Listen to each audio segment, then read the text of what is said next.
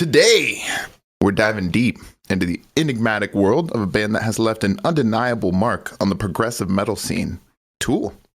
Known for their intricate compositions, thought-provoking lyrics, and captivating performances, Tool has carved a unique niche in the world of rock and metal.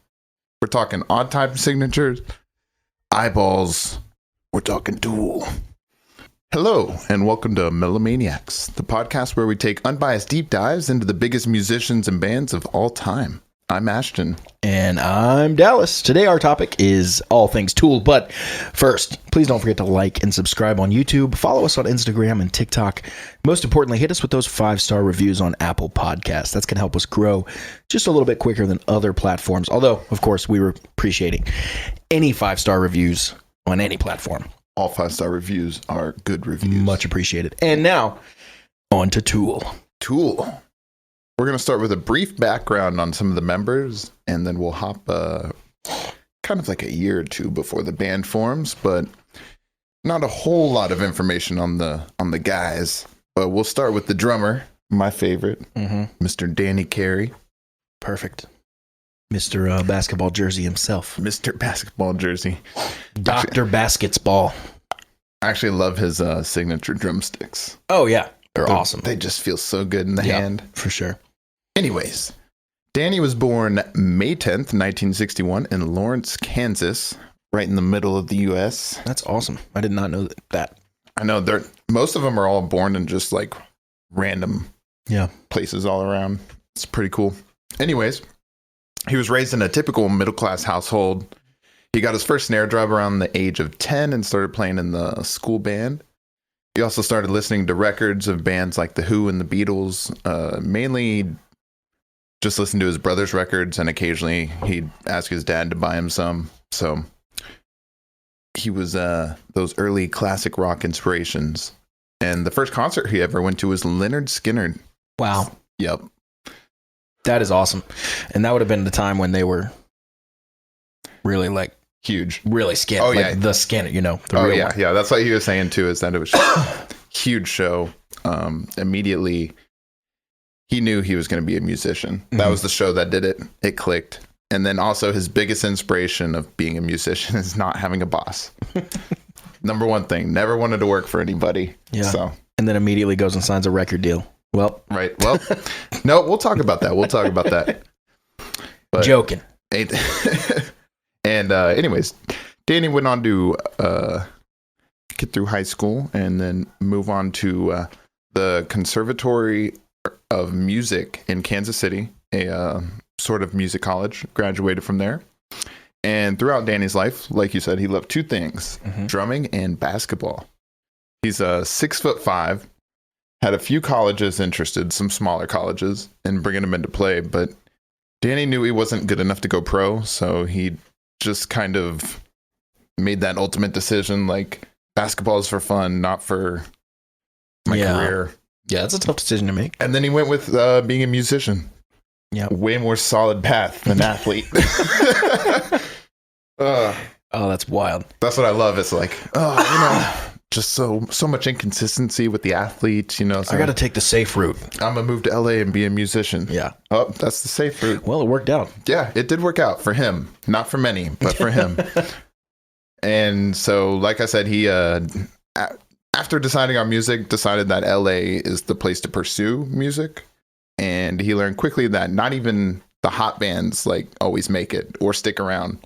LA is a very fast-paced moving city, as well as the music industry is very fast-paced. So he basically got there and said yes to any work that he got, like no filter. So they needed drums, he was there. He'd play all kinds of stuff. So he actually got a lot of work doing many different genres of drumming. And excuse me.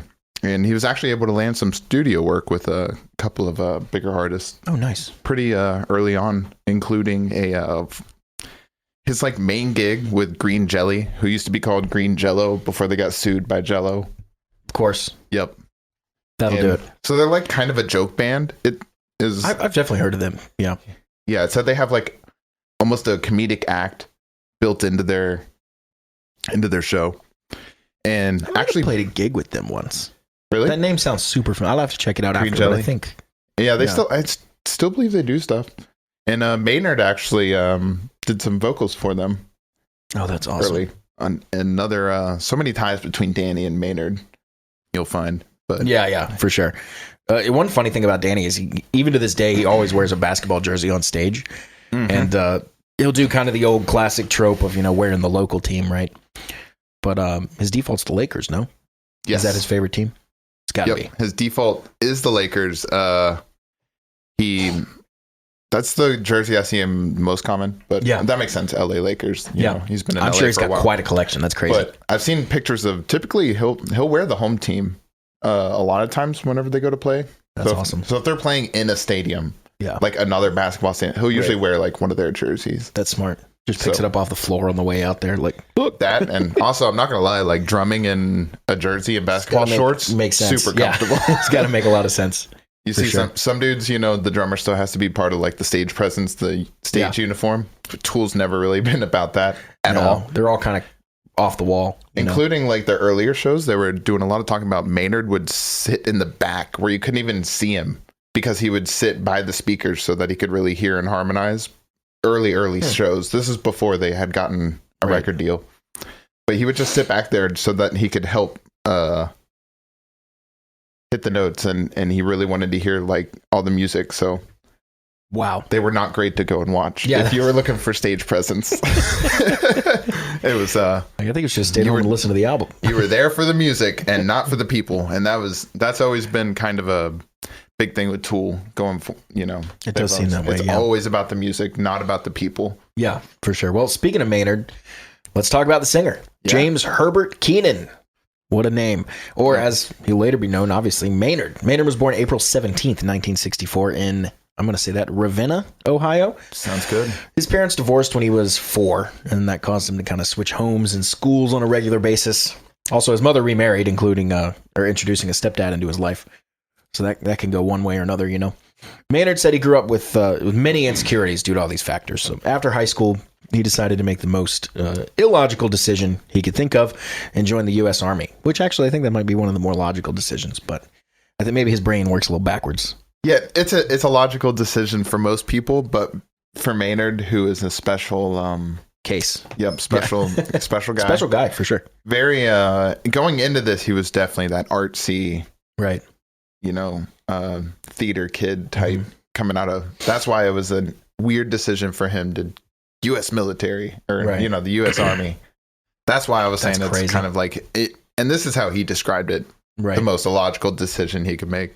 Yeah, which is funny because I think it is kind of backwards for him, as it would be for most people. This was around the time that he actually took up the name Maynard while at the United States Military Academy Preparatory School. What a title! What a name! too many names. Just have less names in that. He was working on his physical fitness. Yeah. He's always been a pretty lean guy. I just thought that looking at the cover of this book, it was like he's heroin skinny. Oh, you do heroin once, you're ripped for life. Right. Up to it's 6-pack up into your 80s. 80 pop and stuff. Yeah. I'm not saying he did heroin. I don't know. Maynard draws a lot of inspiration of his lyrics from his past, and he definitely used the military as inspiration as well. But his time in the military was short-lived, as he decided that a life in the arts was way more appropriate. I do want to make I agree with his decision. Because now we have Tool. Yeah. One thing that he didn't like about the military was a lot of homophobic behavior. Huh. He said a lot of the friends that he had and knew were all homosexual, either lesbian or gay, and he said that they were running the military better than the people that were discriminating, basically. The classic ones discriminating were getting drunk, not for sure. That makes out of sense. shape, all that stuff. And so he was like, the military that was one of the things that stood out to him. He even actually had I guess it's not, is it illegal? But he had a marriage with a lesbian just so that she could stay. Like a green card marriage? Yeah, in a way. Interesting. Yeah, just some little fun things, but just some things that he observes in the military as far as I was talking about what he uses for lyrics and some of his identifying some of the things he believes in. Yeah, he's got some really interesting lyrics too, which I'm sure we'll get into in a bit. Yeah, Maynard's lyrics are... Yeah, we'd talk about him a little bit. So he left the academy and applied to Kendall College of Art and Design, and that's in Grand Rapids, Michigan. He played bass and sang in a few bands and even hit the recording studio with one of them. Even though the music was fun, Maynard became fixated on visual arts, started looking towards Los Angeles. He ended up moving out there and working for a pet store for a while, as well as pursuing a side gig in stand-up comedy. He does just about everything. Yeah. Even nowadays, we were talking, he does just about everything. Yep, he has a vineyard, all kinds of stuff. So let's move on to the guitar player, Adam Jones, who actually, as we're recording this today, is his birthday. So happy birthday, Adam Jones, January 15th, 1965. In Libertyville, Illinois, yep. He played violin as a child. Always had guitars laying around the house, though, because of his dad. His dad showed him a couple chords. And the first album he ever purchased was by Michael Jackson in his album Ben, which I don't know that one. I'm not familiar with that one either. We'll have to do a full episode on Michael Jackson. That might be a two-parter. I know. That's why I was like, Ben. That one's... I didn't know that one either. Must have been just either an early album or like one of the ones in the middle. Yeah, hidden in the cracks in between the really big ones. For sure. He also credited his interest in music to his early music instructor. Don't so many people. There's like that one guy that makes music cool. Yeah. So I guess this instructor... A lot of times it's like a big brother or a dad or something.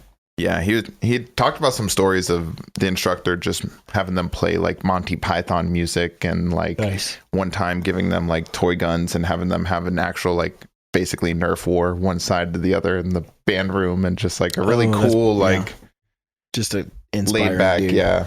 But then he loved music too, so a lot of stuff with that. But after high school, Adam was offered to go to a film school in Illinois, which he was pursuing a career in movie arts, and he actually decided to move to LA and sign up at the Hollywood Makeup Academy, as well as landing a job at Rick Lazzarini. Yeah. Lazzarini, maybe? Lazzarini's character shop. And one guess on his ethnicity. Right. Spaghetti. He was well known. Lazzarini actually sounds like it would be yummy. Yeah, no, right? Sounds like a great dish. Yeah. I'm knocking stuff off. Anyways, he was well known for special effects supplier in the film industry, like a really big one. Yeah. So landing that job was like great for connections. Mm-hmm. And so Adam's specialty was creating lifelike props for action and horror films, and he has worked on stuff in the films Ghostbusters 2, Predator 2, Terminator 2. You want to do any number 2, you get this guy. This guy is great for number 2. Number 1 movie, shit. He's awful. No. Don't hire him. Number 3, no. Hell no. Nope. I already did number 2. You want number 3? Get someone else. Number 1, nah. Come back when there's a sequel. For the sequel. Except he did Jurassic Park. Except Jurassic Park, which is my favorite movie and book of all time. Yeah, so good. Love that. So I thought that was really cool when I saw Jurassic Park pop up for the things that he worked on. It said specifically the things that he did in the films, but it's like the way the film industry works is, he does like maybe one, I think one of them is like a head on a spike in Predator. That's like in one shot. And like he solo worked on that thing, and his name is credited with the movie. And like, so like all the different artists that work on all these different things in the movie. It'd be funny if they hired him to do the whole movie, like all these different things, and like it's time to turn on all the work, and he's like, I got this head on a spike. And they're like, that's awesome. That's really cool. Where's all the other stuff? Yeah. Nah, you got me for Predator 2, you get one head on a spike. One head. All right. It was all due, like, nah. The way he just makes the demands. It's so impressive. He's a character shop guy, and he's like owns Hollywood. Yeah. Oh, goodness. I like this character we've created that is almost certainly not at all the case. And for the starting original bass player, not a whole lot on him, but his name, Paul D'Amour. If that's not the most perfume cologne sounding, like, Paul D'Amour. Smell like success. It's just him with like the perfectly cut beard lines, just like looking in the camera.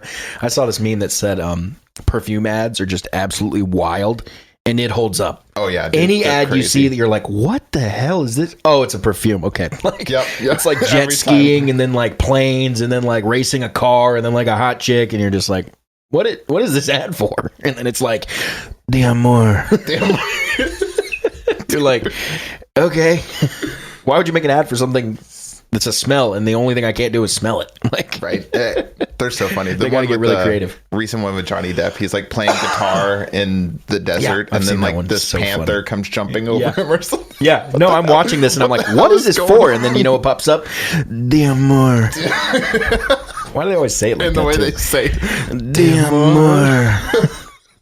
And there's always some like, "It wasn't good." It's like, what? No, no, I don't know any of this. dude, I really want somebody like a country artist to just come out with Smell. It's just called Smell. Smell. Smell like a barn. It's just a shot of a barn, and this big old country guy walks in chewing straw. He just stands there, looks at the camera. Smell. Walks off. It pops up in the font. Oh, man. You know what's funny? That ad would actually probably crush. Dude, right? They'd sell so much. With like the comedic angle a lot of ads try to take nowadays. Oh, yeah. But they're so bad. Oh, yeah. Like a lot of them, you can tell it's like a bunch of suits in a room. Like, we got to be funny to appeal to the TikTok kids. And it's like, don't try. Yeah. You can't do it. Anyway, Paul D'Amour was born May 12th, 1967 in Spokane, Washington. Nice. Yeah. And like Danny and Adam, Paul was a musician at a young age, but Paul also had an additional interest in film. This is what ultimately led Paul to ending up in LA. So we got 4 guys so far that came from all over the country that liked music, but also liked other stuff, and now all moved to LA. Yep. For the other thing. They didn't move there for music. That's crazy. Yeah. Except maybe Danny. Except Danny. He's the only one, and that's what I mentioned. But so it's now 1989. All 4 of the founders are living in LA, the birthplace of the band Tool, and the birthplace of many bands. Giorgio Armani. But anyways, by this point, Danny was the only one who actually was a full-time musician, as the rest all did music mostly as part-time or hobbies, like you just said. He had landed some important recording work with Carole King, Pygmy Love Circus, and Green Jelly. That's amazing. So, which gave him some exposure with the music business pretty quickly. And Danny had also done some drumming on a sitcom called Sibs, which only ran until about 1992, but he got to play like James Brown style stuff, so like 60s music. And he said he never really grew up listening to that. 70s is really where he started, Led Zeppelin, all that stuff. And so he enjoyed the opportunity to hop out of genre and play something new. Oh, yeah. It's always fun to get out. I think, by the way, while you were saying that, I was caught up on thinking about where I know Green Jelly from. I'm almost positive we beat them to get on the Kiss Cruise. Oh. I think that's where I've seen the name. Is that what it was? Yeah. We played the Kiss Cruise in 2022, and we won the whole competition to get through it. And I think Green Jelly was a part of that competition, because I remember my singer at the time being like, whoa, Green Jelly's in this? Like, how is this fair? That makes sense now. They've been around. And he told me the whole Jello thing. That's why that sounded familiar to me as well. I did not know about the Tool members being a part of it in any way. Yeah, that's cool. That's cool crazy. That came together. Yeah. Anyways, so let's start putting some puzzle pieces together. We got 4 dudes in LA. Yep. How they gonna start find fitting each them other together? Yeah. So Danny met Maynard simply by living above him in the same building. That's serendipitous. Yep, 1 floor apart. They also kind of knew each other a little bit through the Green Jelly thing. Right. Like I said, Maynard did some vocal stuff, and Danny had been holding down drums for a while, so they had crossed paths that way, but they really became just associated through living in the same building. And so Maynard was looking to put together a band, and Danny offered him to use his practice space. And one of the first musicians invited over was Adam Jones, who was friends with Maynard because he was friends of the girl that Maynard was dating at the time. And even though Adam was fully invested into his day job, he was still interested in being in a band part-time. So remember, he's successful in the music or in the film industry. Right. So music, he doesn't need it. He just likes it. That's wild. Excuse me. Sorry. And even though, so with the 2 positions filled, they had to start casting for a bass player and a drummer. And drummers in LA flake a lot, apparently. I don't think it's just drummers. Yeah, I think it's most people. But what they said specifically, if there was no money, then the drummer would most likely not be inspired enough to move their drum kit to go play. So yeah, I do feel that though. So like having to you move have to have, you have to like buy in 100%. Yeah. To do it all for free, because like it's going to take up a lot of guitar. time, and you still have to pay your rent and stuff, you know? Yeah. So But also, a lot of times you don't have the liberty or the freedom to be like, I could just jam for free for hours, like every week. Like that's not like.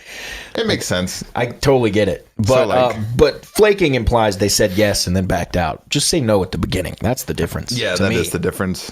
Like, hey man, I love it. That's great. I just can't do it right now. You know, nothing Yeah. wrong with that. But being like, yeah, man, sure. And then another gig comes along, and you're like, oh, this one's way better. See you guys. Like that's the Angelino way that I know. Yeah, the classic. It's famous for it. We named our band after it. True. So The LA Maybe. So Danny would feel bad that these drummers would not show up, flake on him, and so he would offer up his services, and he would sit in and play with them. Sit in and jam just because, You know, pity. That's so funny. Literally, Pity Jam. Pity Jam's a good band name. It's going on. It's going on the list. It's on the list. Pity Jam. So, anyways, the three of them realized they had some synergy and felt like they started to have something. And Adam brought along a fellow film art friend in Paul Demour, who was a film technician and also played bass. And so the four played together, and everything felt just right. They felt a little bit of synergy. They just felt like they had something there. So The it became chemistry. it became a regular thing.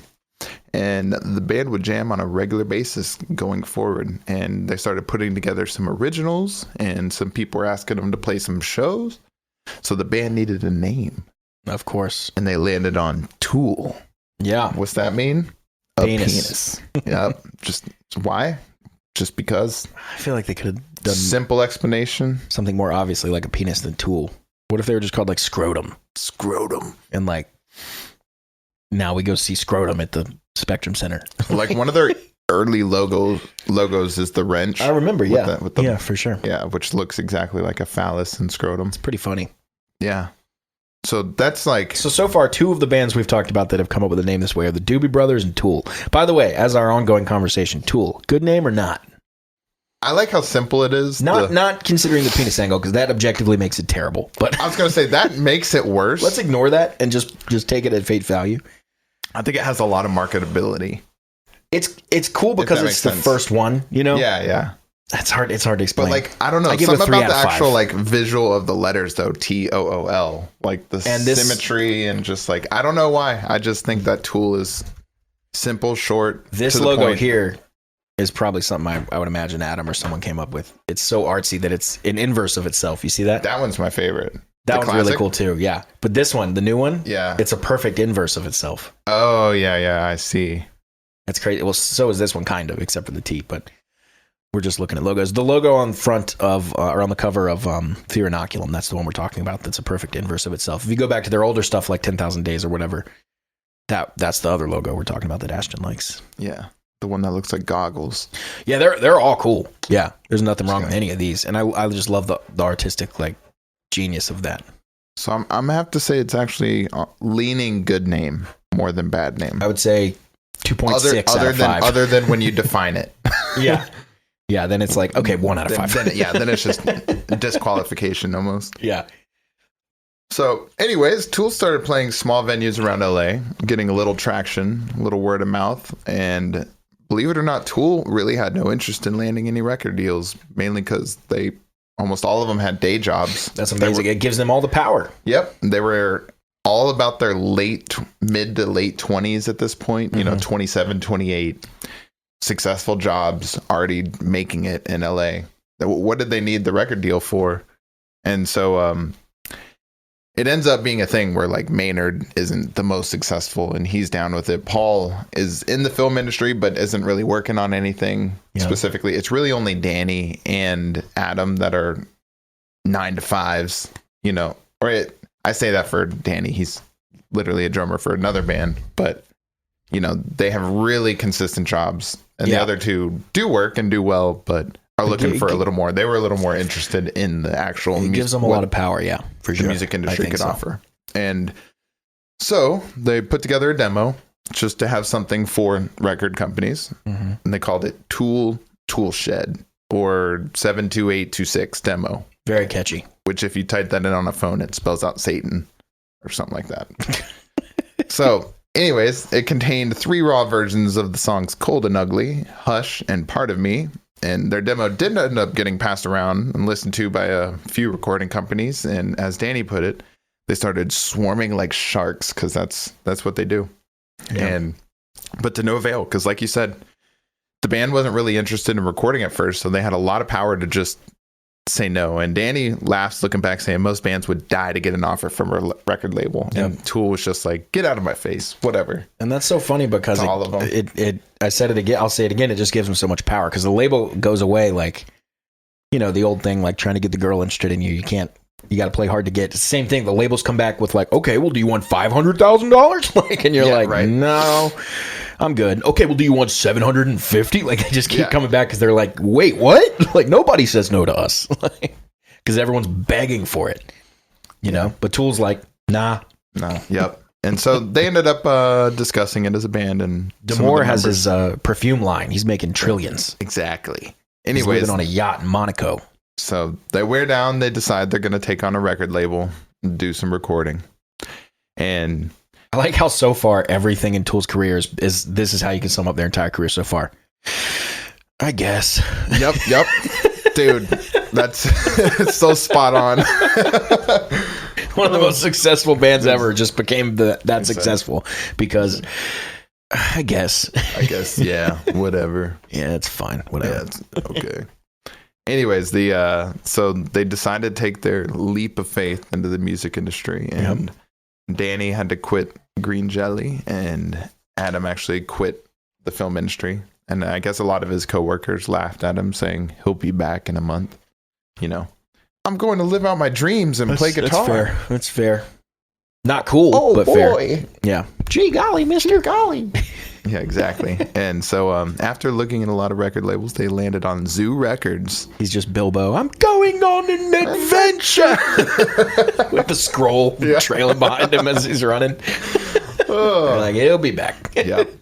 Anyways, Tool took their time signing the contracts for the record label and moving forward because, they moved forward very slow with the contracts because they wanted basically complete control. Smart. So it took them a while to sign everything, to get everything sorted out because they wanted as much control as possible from all the artwork to all the videos to advertising to the content of their music. And you would think that's kind of par for the course, but the opposite's actually par for the course. Yeah, no, you don't get much say in anything. Yeah, this is not happening. You're basically told, like, here's what's happening.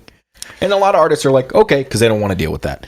But Tool does. So Tool did make a sacrifice in this by taking less money to earn these. That's way smart. This control. Yeah. So taking less money. People think, the record label advance is exactly that. And it's an recoupable advance. It's a loan from a bank. Like, you have to pay it back. If they give you $100,000 to record the album, it's not free money. And a lot of these early rock stars will go out and get Lamborghinis and all this stuff. It's like, dude, like, you didn't even record the album. Like, that's now you're going to pay it back. The album needs to make all of this money back and more. And it probably won't. Yeah. So that's, anyway. They took less money, so they actually got a win-win-win on their end because they have less money to pay back and all the control. It's smart. Yeah. Well, that's what happens when you start a band being a little older than the high school or college dream. Mm-hmm. And when you're not a desperate, like, for cash, typical artist. Yeah. Look at me. Yeah, true. Anyway, so the first thing on the books is get an EP recorded. That's usually step one for most recording companies and new artists. And so they wanted to get them in the ears of the people. And the goal was to have it released in 1992. And so on schedule, the first single from the EP release, a song called Hush. I believe that was on their little demo, but a more refined version this time. And in this, so 92, the times were weird for metal. Progressive metal didn't really fully take shape at this point. That's kind of a term, but that term doesn't really develop until the later 90s.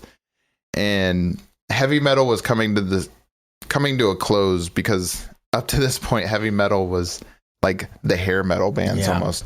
Motley Crue. Exactly. And so Metallica's Black Album would redefine heavy metal at the start of the 90s, kind of, and that was in 1990, right?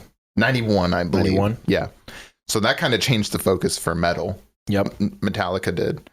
And then Nirvana's Nevermind would set the tone for like the big guitar sound while mixing in elements of pop. Yeah, and that was 91, I believe, right?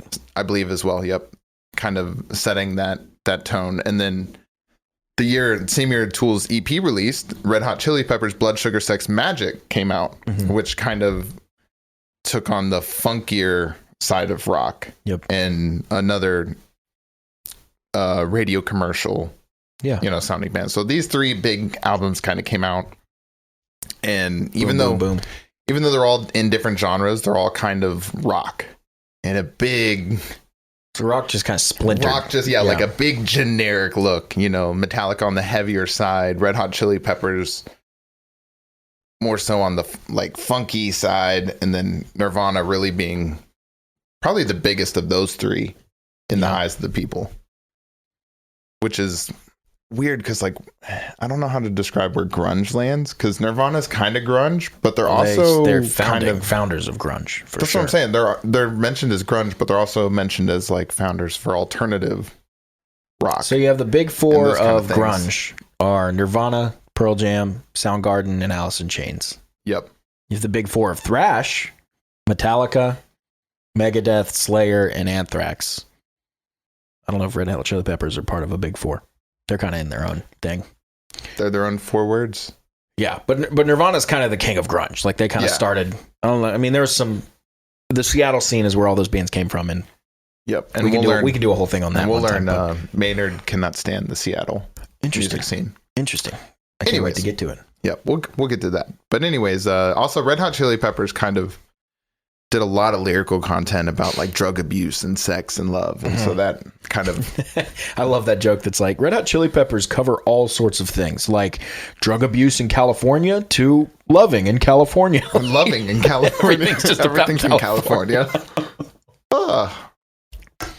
So it was a good time for Tool. They would have been too weird for the 80s, and they probably wouldn't have been pop enough for the late 90s. So they kind of hit that. They perfectly hit when everything's changing and nobody knows what's what. So they're like, oh, okay. Yep, exactly. Because we call them what? Progressive metal, but I guess. But I never really thought of them that way. Yeah, me neither. They kind of progressive rock. They consider themselves more just hard rock. Yeah, that's what I've always kind of thought. They really draw a lot of parallels, at least the way they describe to Rage Against the Machine, who they. Good buddies it's like their sister band almost. Yeah. They both came up about the same time. Yeah. And if you really take away vocals, and even though Tool plays in a lot of weird time signatures, truly their grooves sound very similar to Rage. That bass. That's where the progressive comes from. Progressive generally just means like complex, tricky, difficult. Like Dream Theater's progressive, Yeah. If you hear progressive, it's going to be like, oh, this is for musicians. This isn't for like, just some guy. So in a way, then I guess. Oh God, what's his name? Is it De La Rosa? Yeah, Zach De La Rocha. Rocha. Rocha. I don't know how you pronounce it. Okay. But. Anyways, he almost dumbs down Rage then with his like kind of rappy vocals. That almost dumbs down the musical complexity that is Rage Against the Machine. I don't think Rage is that complex though. They're kind of just funky rock. They're kind of a lot like Chili Peppers in that way. They're in between Tool and Chili Peppers. Yeah, Rages. Yeah, in a way, like a harder Chili Peppers for sure. I would say. But I swear, a lot of guitar riffs and grooves that they have sound similar with Tool. When I was listening, I was drawing some parallels. The only parallel I draw is Maynard sang on one of their songs. Well, that's the only one I think. We know that one.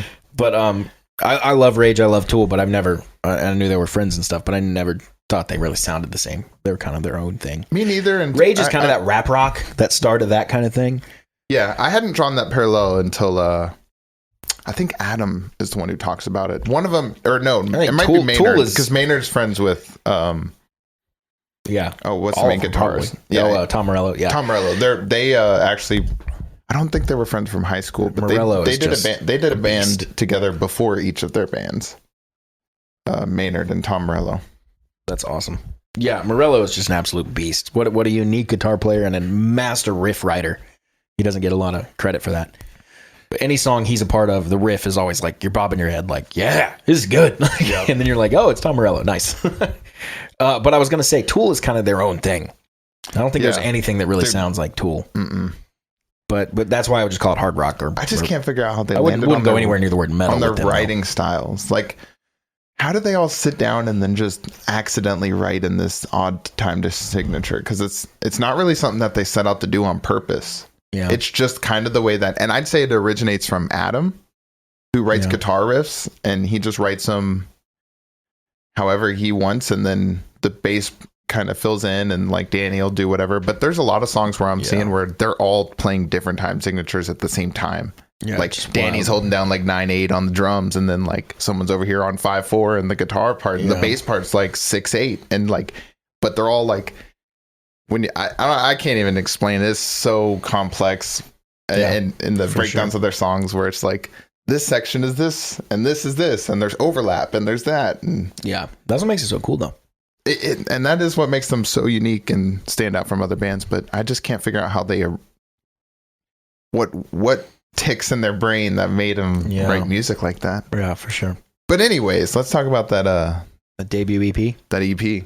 Opiate was released March 10th, 92. It contained 6 tracks that nobody knew what to do with, much like us. The songs required too much investment of time and listening for any of the tracks to chart or of course, become hits. Has Tool ever had a hit? I guess Sober, actually. Maybe.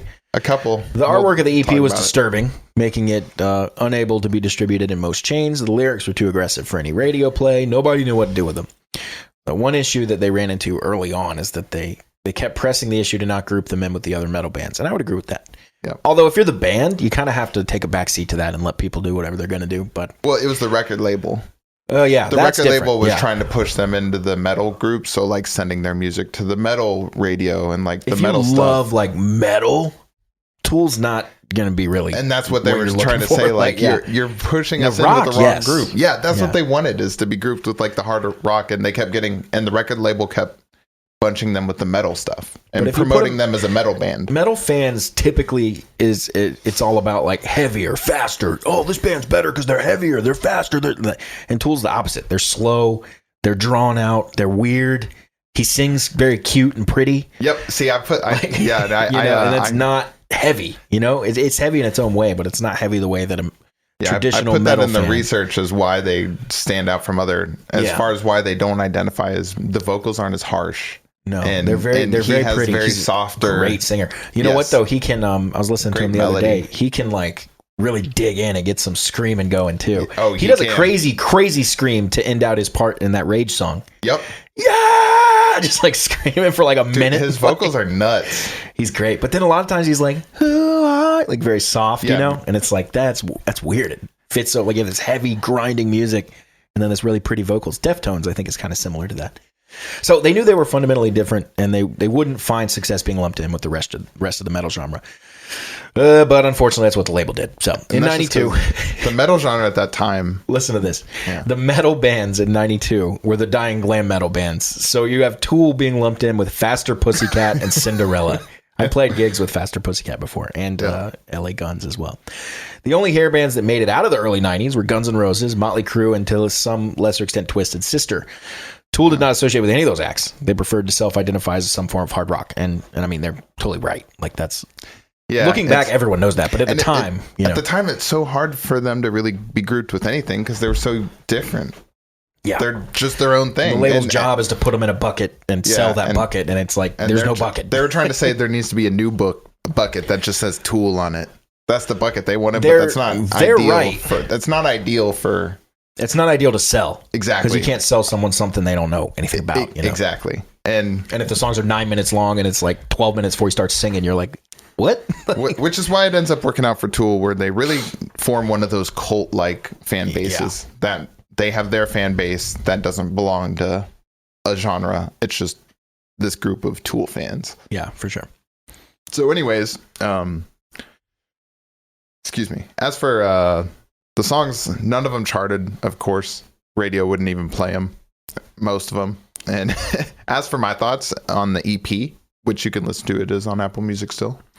You can really hear the Metallica inspiration. It's almost like hearing Metallica playing a different time signature. Right. Which Metallica does actually do that a lot. They have a lot of songs and weird stuff. Do they have weird stuff? But so it's got like that Tool groove, but it has such like, it just sounds like late 80s Metallica.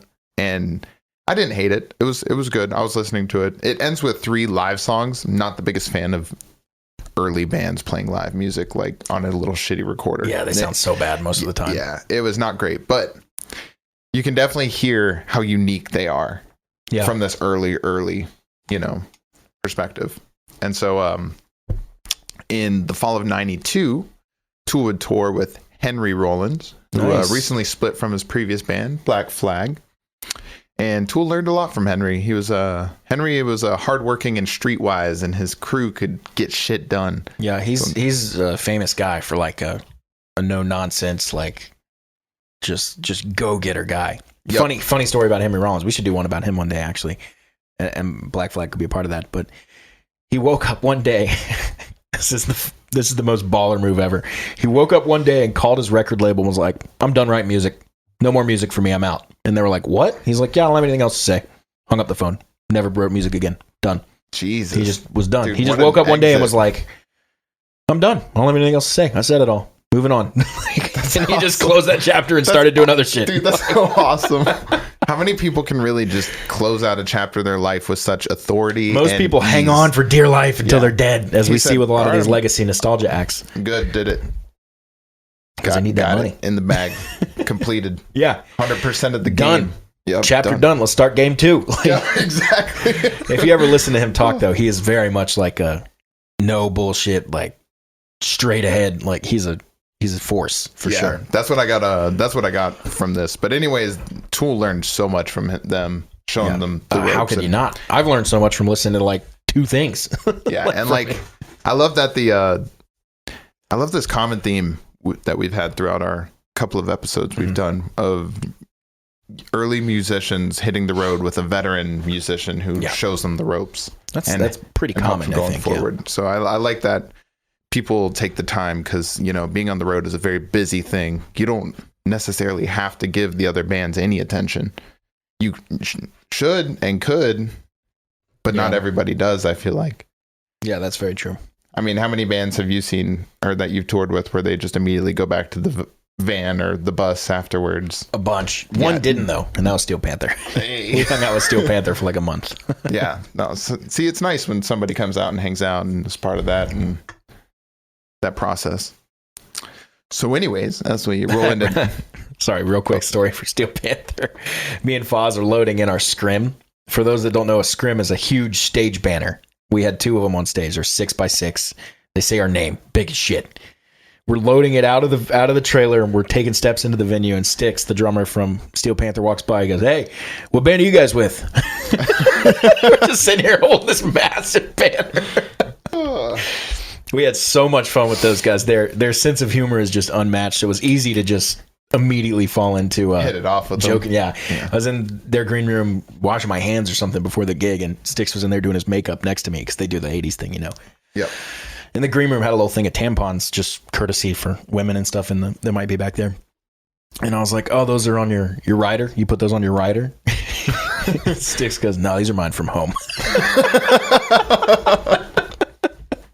Their wit is so fast, and it's just so funny. So as we roll into 93, the second most important thing other than me being born was just kidding, y'all. Just kidding. Anyways, grunge and alternative rock were becoming buzzwords throughout the music industry. Yeah. And thank you, Nirvana. Yeah. Thanks, guys. Appreciate it. Just reshaping the music. And how do we know we wanted it reshaped? Man, it's crazy though. Their first album came out in 91, and I think Kurt Cobain killed himself in 94. Yeah, they only have 2 or 3 albums. What a quick, and that we see that actually a lot. Bands that blow up really fast burn out equally fast. Mm-hmm. Guns kind of did it too. Their first album was 87, and they were done by 93. Yeah. I'm like, crazy. Short-lived. Yeah. So this is where I was talking about Tool was vocally annoyed with the Seattle music scene, more so Maynard than anybody. And so it was time to show people what Tool were made of. And they released their debut album, Undertow, which was released April 6th of 1993. And the album was released with 2 different covers. The first cover was a sinister-looking rib cage. Yeah, that's the one I know. And then the other is just a barcode with like a sarcastic message from the band that basically, I'll talk about it in a second, actually, why they had to make the second one. But anyways, just like their EP, the depth the album had to offer cannot be digested with one listen, and that's really Tool. You got to listen to their albums like 3 to 4 times to really get a grasp on what you just listened to. Yeah, that's true. It's a lot. And anyways, the album just as dark and disturbing as the EP, despite all the feedback they got. Yep. Didn't learn. Or did they? Or didn't care. Probably more didn't care. It's not about learning. They knew what they were doing. And despite this, as of 2020, the album has gone triple platinum. Yeah. So still awesome. Can't ask for any more than that. But it did go double platinum within only 2 years of release. Jeez. That's pretty impressive. Considering Fear Inoculum hasn't even gone platinum once, I think. And that came out 4 years ago. Yeah, but you have to consider different times. Also, album sales don't really things happen like that. Yeah, that's true. That's true. So like an album going platinum has to be measured different now, and I don't know how they even do that. Yeah, you're right. But the fact is that pretty much no album anymore, no matter how big the artist is gonna go platinum or anything like that. Yeah. Like, what's the last CD you bought? I don't even have a way to play a CD, so I definitely haven't bought any. Yeah, right. In a decade or more. But anyways, the album introduced the full effects of Maynard's style of lyrics, which this is really fun. He perfectly blends obscure messages with religious undertones and leaves everything vague and up to the listener's interpretation. Okay. So tons of Tool fans are like, the song is about this, and Maynard was saying this, and then people will say, no, it is about this, and Maynard was saying that. And then when it goes back to the band and they're like, so what's it about? The band's like, oh no, it's in the eye of the beholder. It's whatever you want it to be. Yeah. Which is so Chris Cornell always said something similar, I think. Did he? Yeah. Similar, just like, but anyways, you can really listen to their lyrics. They're weird, disturbing, and like you said, vague enough that you can come up with conspiracies for the lyrics. Yeah.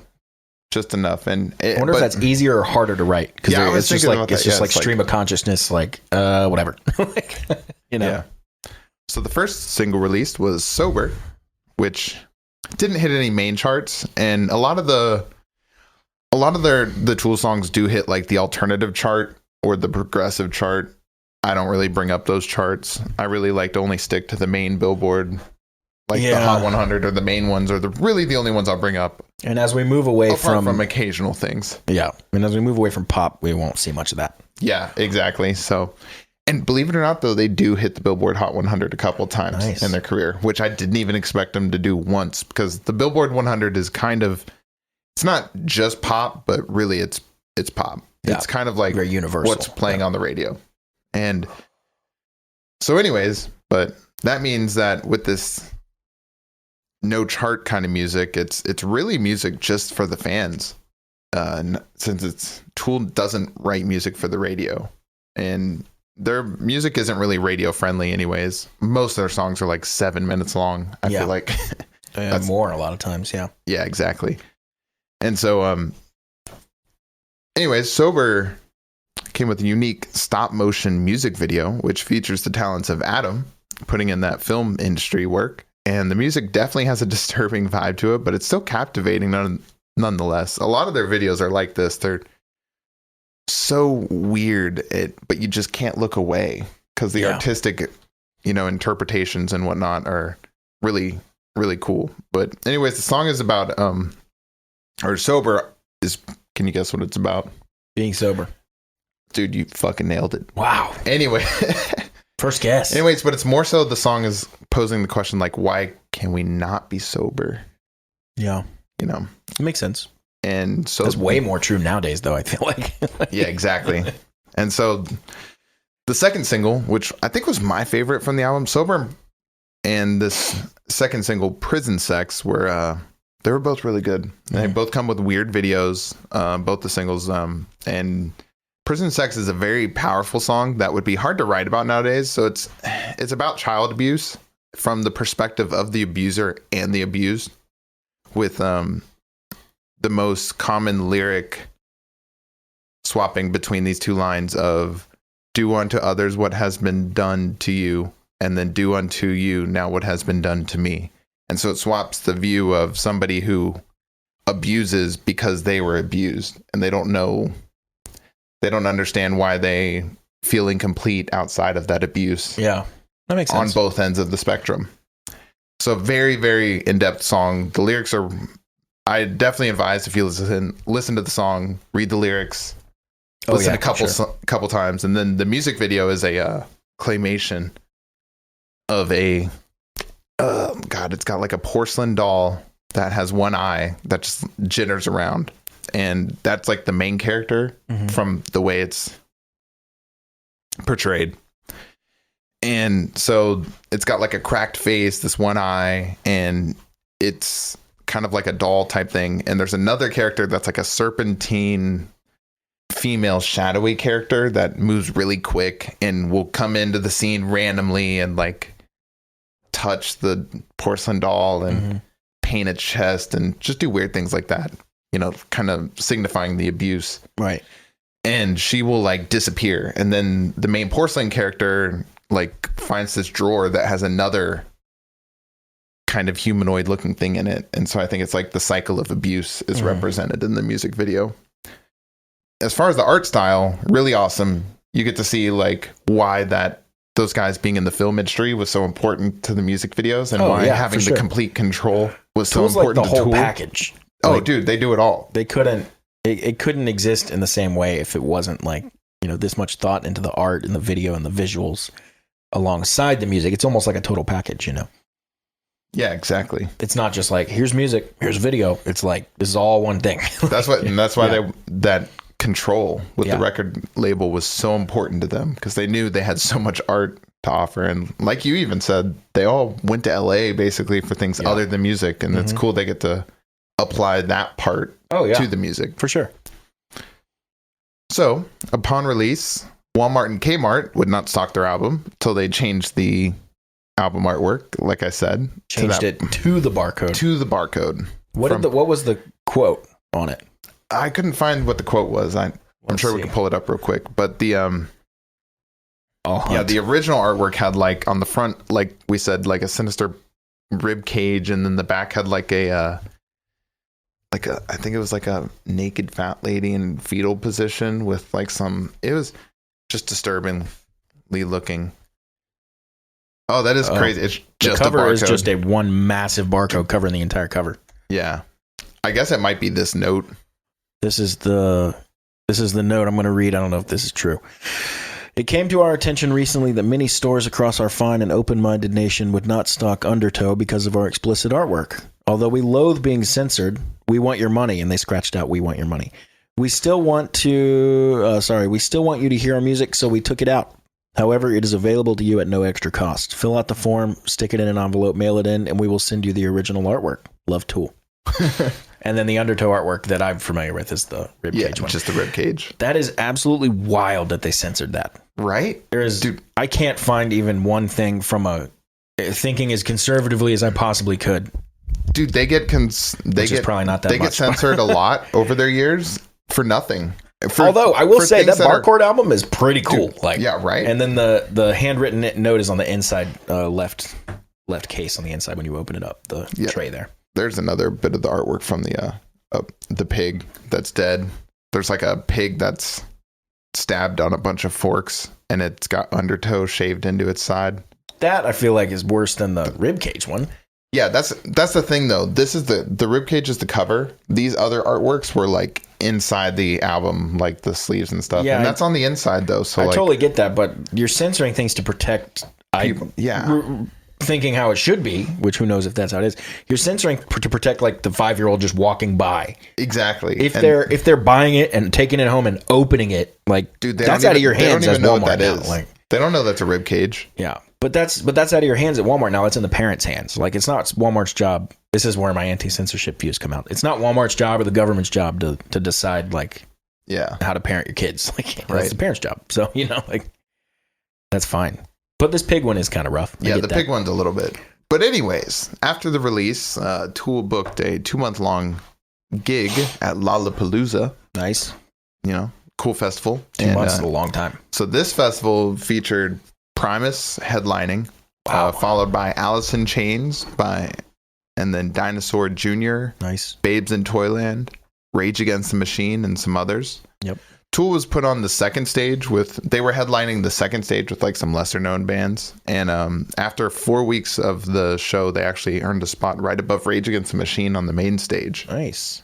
And so they were pretty annoyed about having to be interviewed by so many stoned college kids asking stupid questions. They said they enjoyed the vibe of the whole scene, but it was kind of a little too big of a venue for Tool. I said, they started off with Maynard like singing Out of Sight, like back by hidden by the speakers. Yeah. This band was not a big like people pleaser, tons of stage presence. Right. So, for sure. So a big venue like this was a lot, but thankfully that time with Henry really came in handy. Helped them feel comfortable, helped them make them through. And so on the very last show of the festival, Bill Hicks introduced the band. He was a comedian, I believe. Oh, yeah. And he Legendary. became a friend of the band and a heavy inspiration for a lot of their lyrics and themes. Yeah, I'm trying to think of the one song I listened to the other day. Is it 46 and 2?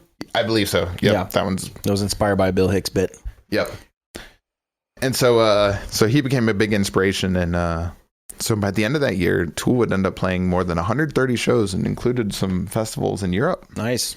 So that brings us to 94. Most of 94 will be occupied by touring in Europe, mainly the UK, as well as some shows in the US and Canada. While in the UK, Tool started covering the song No Quarter by Led Zeppelin. That's pretty cool. During one show, they featured a guest spot by the bass player of a local band called Peach named Justin Chancellor. He jumped in for the song Sober.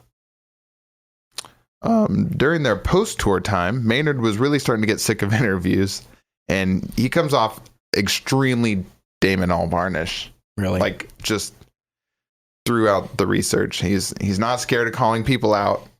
In fact, he vocally hates, like, Limp Bizkit and Korn, I believe. Interesting. Like, and, which actually I'm about to talk about, but, he just says a lot of outlandish things. We'll talk about his interaction with the press, but with the what is this? Limp Bizkit. I can't remember his name, but one of the members of Limp Bizkit. Oh, there's an interaction, yeah. But why am I now blanking on the singers? Right, God, he'll come up. Fred Durst. Fred Durst. Yeah, that's it. All right, sorry, it just hit me. Anyways, I knew it, and then till you said who, and then I was like, wait, that's gone. It just went. Anyways, in some of these interviews, one of the interviews, they interviewed Adam, and he talks about how some of his favorite records were Pink Floyd, King Crimson, and Yes.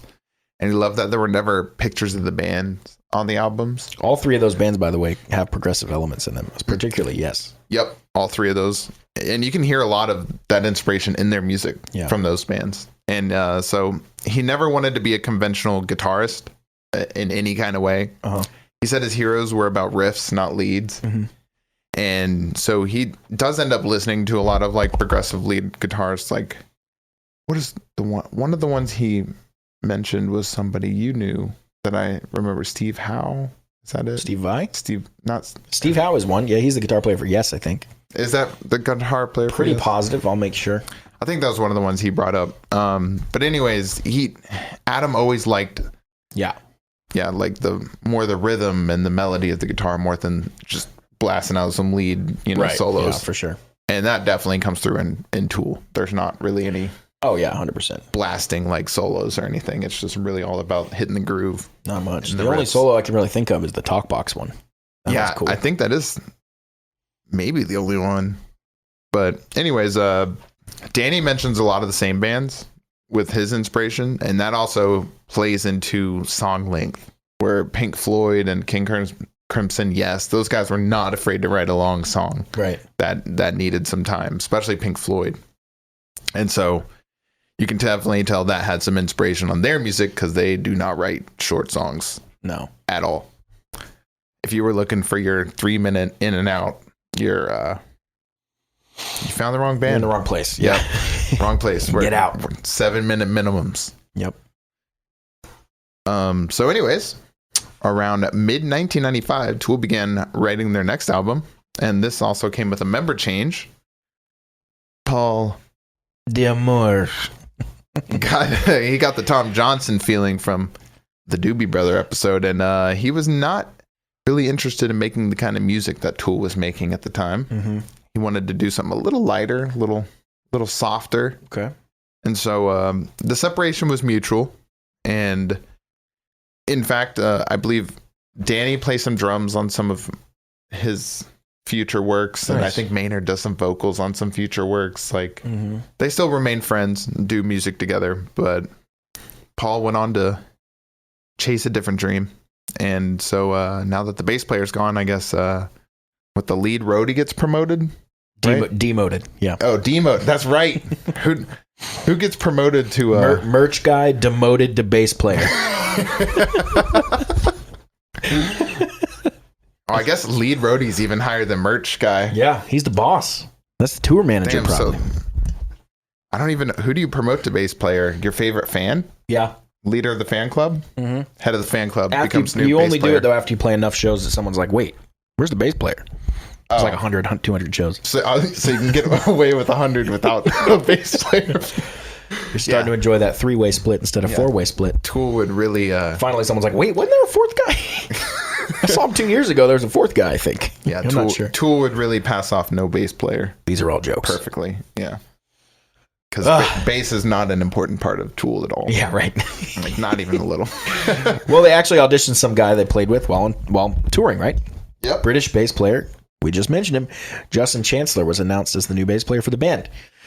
And we were joking earlier, but this is the guy that makes Tool click. He's the guy. I can't even imagine them without him. Nope. The sound he brought to the band was definitely an upgrade, even though Paul was awesome. But even Justin said he loves Paul's sound and style and tried to keep it alive. He was a fan of the band before, so it's kind of cool gig for him to get. But what Justin brings to the band is just... It's insane. His tone is still probably my number one favorite bass tone I've ever heard. And his playing, his style is unique and everything. But also, let's just not breeze past the name Justin Chancellor, which is just such a powerful name. Yeah, dude. I like him. I think he's like a bigger guy as far as like 6'2", 6 something. And he's got a big old beard on him. Yeah. And British guy. Yeah. It's cool. It's awesome. I didn't know he was British actually until I watched an interview with him. I was like, wait, what? Yeah. And then I posted that video on our That's the one Discord. I watched. That's yeah, the one that I watched. one of him just grinding out that like constant bass, like that yeah, dude. Yeah, and then that part where he's like doodle doodle doodle doodle. Oh yeah. That reminded me of Pink Floyd, dude, so much. Yeah, that dude. That's so cool. I like that. So anyways, Tool grinded out so they were working on the new album, but then they had the member change, so they decided to do about a 10-month tour, just get Justin fully integrated into the band as far as their style, how they play, that kind of thing. And so then they ended up dropping their second studio album. I remembered it was Enema. It was the song Enema that Bill Hicks inspired. Well, there might have been more, but that's the one I was thinking of. Okay. Enema. Where he talks about California a bunch. Was and really chopping it off and floating away in the ocean. Oh. Yeah, that's right. Yeah, I remember reading that. Inspired by a Bill Hicks bit. Yeah. That was the one. So anyways, Enema came out September 17th, 1996.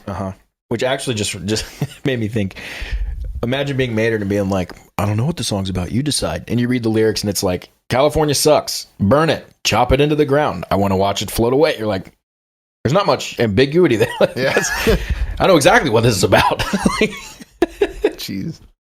And the album would debut at number 2 on the Billboard 200. Nice. And the title is a combination of the letter A and E, followed by Nima. And so it's a combination of the word anima, which is the Latin term for soul, as it pertains to like the life force in somebody, and enema, which is the procedure where you inject fluids into your rectum. Of course. Yep. So put those together and you get a Tool album. Fun stuff. So the first album from the single was Stink Fist, which people already hated that. I wanted to censor it. So you'll also know that track is track number 1. Yep. You know, for places like Walmart and things. And there's nothing inherently wrong with Stink Fist, but yeah, that's just uncomfortable. It's definitely uncomfortable. It's not. But again, the censorship guys, relax. Yeah, no, chill out. People just fucking be. So the song was accompanied by a video in classic Tool fashion and another Adam Jones masterpiece that involves some stop motion animation this time. Nice. So if you're a big fan of all these types of art styles, you should go through Tool's catalog of music videos because they have a lot to offer. Yeah.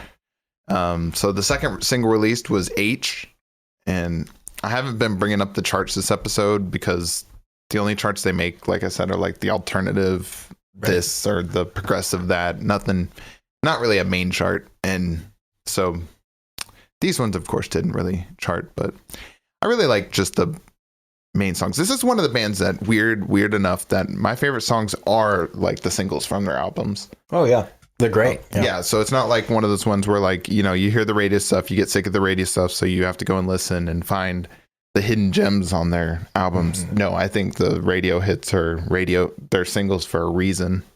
They're the most listenable songs because some of their songs are just like 5 minutes of weird sounds and not really any structure. I don't know how that could be your favorite song personally, but yeah. Like I love the one with the African clicking for like 6 minutes, no instruments, just a guy clicking. I just like 45 minutes of tabla drums. Yeah. Like,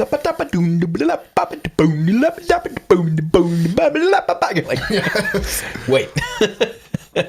With like droning. Yep. Literally like one computer effect, one drum. Yeah. None of the members were part of it. Everybody's just gone home. Yep. Danny's still in there sitting cross-legged. He's super spiritual too. Guys? So I could just see it. So I get like, he's just that super weird spiritual guy, like most of them are. And so I could just see Danny like with like candles lit, and he's like in the middle of the floor with a drum, and he's like, I cannot record today. My energy in the studio is not right. My throat chakra is filled. I cannot. I feel like I've said all of the music I need to say for today. Uh-oh. Yeah, but you're paying by the hour, so maybe you could just hit the drums or something. But yeah, that's the kind of energy Danny gives off, so it's kind of funny to say that. I love that. So, and the third single released was the one you mentioned, Anima, which is one letter different from the title. And there's like the AE shared letter. What's funny is I didn't even notice that until you said it. Until the research. Yeah. I always thought it was the same. And I've looked at it 100 times. Yep. And never noticed. And then the fourth single was 46 and 2. And weird enough, this song is mostly in 4/4. Yeah, that makes sense. Apart from a few sections that go to 7/8, but that's like one of their only songs that are just like straight up 4/4. And so the album would end up going triple platinum, and it actually won a Grammy Award for Best Metal Performance, 98. Oh, that's awesome. Oh, yeah. I was just reflecting on how cool it was they won a Grammy. During their time after the album, the band kind of got into it with Howard Stern, but who doesn't, you know? Right. Howard wanted to use the cover of No Quarter for a part of his show, and Zoo Records said yes without checking with Tool. Remember the contract? Tool has all the power. So when Tool found out that Zoo Records had told Howard yes, they said he could not use the song. That might feel a little bit petty, but whatever. Howard then went on the radio and said, fuck them, fuck Tool, and fuck Zoo. And I don't care if you print that. They're assholes, which is funny. He's a radio guy. Like, who's printing? I know, right? That's what I was thinking when I read that. I'm a radio guy. Print it. What? Print it. Control P. Shortly after this little debacle, Maynard got into it with Courtney Love. Which, once again, who doesn't get into it is Courtney Love. Yeah, and also if we're keeping up with the timeline. Oh, no, I guess we're past it. I was going to say, like, the 94 thing was happening around that time, but I guess we're a few years past that. No, we're a little past that. And musically during this time, Maynard was lending his vocals to an album with the drummer from Primus, Tim Alexander, and Mike Borden of Faith No More, both awesome musicians and awesome bands. Danny was lending his drumming to a project called Lusk that was organized by Paul D'Amour. I love that. You got out a little bit of the D'Amour. How do you write in that After Effect? Can you do when you're directing just like actor T-Rex. And it says D'Amour with like D'Amour. I can't roll my R's too good. Amor. I gotta like Amor. This is so off topic, but for me to roll my R's, I have to put like a lot of energy into it. Oh, a lot. So it's always like D'Amour. It's like, no, that's not as sexy. D'Amour. I have to go get in my car. So most of 97, 98 included a lot of touring and festivals. They performed at Lollapalooza again before it would disappear for a few years. In 98, they would play the first ever Ozfest. Of course, that's Ozzy Osbourne's festival. Typically, a lot of big metal bands and stuff play. Which arrived because of some issues that Sharon came across with Lollapalooza. Very cool. I think we need to do an Ozzy one for your I think Ozzy was supposed to play Lollapalooza. Something happened, so Sharon was like, all right, fuck you guys. Ozfest. Sharon's badass. We need to do a two-parter. Black Sabbath and then the second part's Ozzy. Specifically. Yeah. And then we have to talk about Sharon a lot. She's in a very important part. Big part of it, yeah. Yeah, she's a huge part of Ozzy. Yeah. And of course, Ozfest was a big success and I think remains to this day to be a pretty big success. So, Zoo Records have been taken over by Volcano Records. These guys need to get better names for their That's what companies. I was thinking. Yeah. Anyways, Tool signed a contract with Volcano that allowed them to renew their contract at the end of the agreement. Once the agreement was over, Tool started courting offers from other record labels claiming that the renew time was up. Okay. And the record labels pissed and sued, and this delayed Tool from getting to hit the recording studio, and Tool countersued, and an out-of-court settlement was reached like 3 years later. Jeez. And Tool had already been on edge with them because of some royalty issues. And so basically, I think the royalties from their first album showed up, and it was a check for like less than $10,000. And in the context, it was like that was so laughably small that it was like, what is going on here? Yeah, I don't know enough about that in general, but also it's going to be very specific to their contract. Yep. Yeah. So I don't have any opinion on that. That could go either way. So the more in depth for this was Volcano Records had an agreement. The agreement came to an end, and they hadn't done anything to re-sign Tool when that agreement came to a close. Most contracts, I don't know if people know this, most contracts are written up and pretty much agreed to before the previous one ends. It's not like a dead period of contract ends and then you write up the new one. No, because you're free at that point. Right. You have no jurisdiction to have somebody sit down and write that contract because they don't belong to you anymore. So they didn't work on getting a new contract before this other agreement ended. So the agreement ended. Tool kind of just took that as like, oh, I guess they don't want us on the label anymore. So they started looking for a new place. The record company realized they had fucked up and were like, oh my God, we didn't re-sign them. Kind of like a shuffling papers, like, oh my God, Tool's not re-signed. And they sued them. They sued Tool just like as like basically to buy time. Just to buy time to try and figure shit out. It wasn't like there was no legitimacy to the lawsuit, which is why Tool was able to just like easily countersue. Like, what are you doing? You know? So like it was like the record label. Stop. The record label basically fucked up royally. Yeah, man, it sucks. If a lot of these labels, I feel like, and maybe I'm wrong, if a lot of these suits of these labels would just treat the artists like artists and people instead of just a product, like what they could have just been like, guys, like we really messed this up. We're so sorry. Like we'd love to keep you. We love what you're doing. Here's, will you sit down with us? Probably the Tool guys would be like, yeah, sure. Like we're shopping around, but sure, we'll sit back down with you. And they do end but no, they sued them. Yeah, right. It's not the way to like. It's crazy though. They end up staying with them because it seemed like when I looked up these record companies, like they don't really exist outside of Tool as their. That's true. A lot of these smaller record labels too are going to get bought up and acquired by the like two big ones. So that's why you see so many new names and they get bought up and taken over. It's like that's why crazy. They became Volcano because Zoo Records didn't re-up Tool's contract, so then they sold the company to try and have another company be able to come in and re-sign Tool. Then there were the legal issues with Volcano, who just put out the lawsuit because of the mishandling. So Volcano ends up becoming Zoo again later on after the agreement. Yeah. So basically the 3-year agreement that's settled out is just kind of the record label getting their shit together, and Tool ends up getting even more power and control after this in the new contract. Sure. Yeah. Because of all the craziness. Because they have all the power. Yep. So anyways, few months of touring in 98, and Tool's production kind of began to slow down a little bit. And Limp Bizkit and Linkin Park were all the craze. Nu metal. That's so weird to me. Like N-U.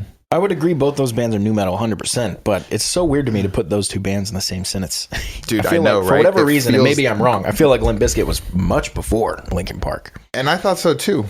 But anyways, the funny story, this is what I was telling you about Fred Durst.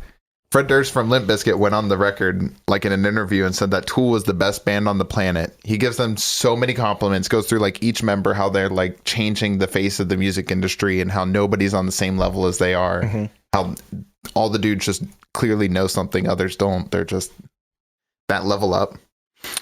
And then an interview with Maynard where somebody brought it up and read him the quote, and his response was, "Sounds like something a fucking stone kid at a fucking monster truck rally would say. Let's talk about somebody else." Dude, hated Limp Bizkit, hated Fred Durst, like hated nu metal. Maynard did especially. Like if that was a joke and like that's pretty funny. But, yeah, no, right. But also like, it's a dick. Oh, dude, don't be a dick. He is a dick. He's kind of a dick. Yeah, and that's one thing that's unfortunate about a lot of musicians and artists and actors and whoever. You get to a certain level, you think you're above just being a nice person. Yeah. I'm important. It's like you're gonna get brought back down to earth, dude. It's not gonna be fun. Like, it's gonna be cooler if you're cool. We're not gonna point and laugh quite as much. I want that on a shirt. You're cooler if you're cool. That's the next Melomaniax shirt. So we're into 1999 now, and Prince is killing. Just kidding. And the band was still kind of taking time off and lollygagging with writing music. Where have we heard that before? Maynard had another project he was lending his vocals to, an alt-rock project called Tapeworm. I mean, horrible name.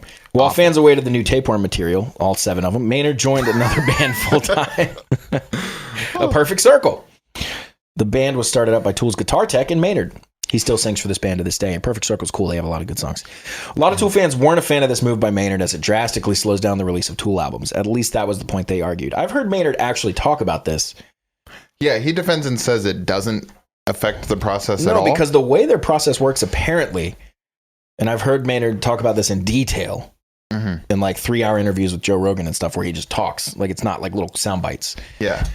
My mic keeps falling. That's why I have to keep adjusting it. Sorry if you're hearing the noises. I know you are. He said basically the 3 guys in the band will just get together and write songs. Yeah. They just write.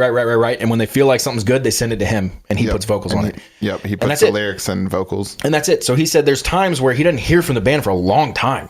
And he like checks in like, "You guys got anything?" They're like, "Nope, still writing." Or they'll send him something and he'll do something and they'll be like, "Okay, we changed it. It's completely different now." And they send it back. And it goes back and forth so many times that he's just eventually like, "I'm going to go do this other band." Yeah. And then when you guys have something, let me know and I'll do it.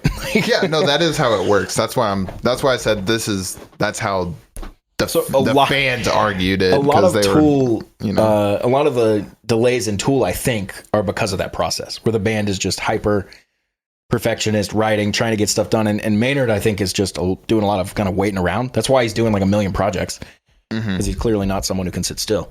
Yeah. So he's one of those guys that's just got all that energy, like Damon Albarn, you know? Yep. Slash, a lot of guys like that.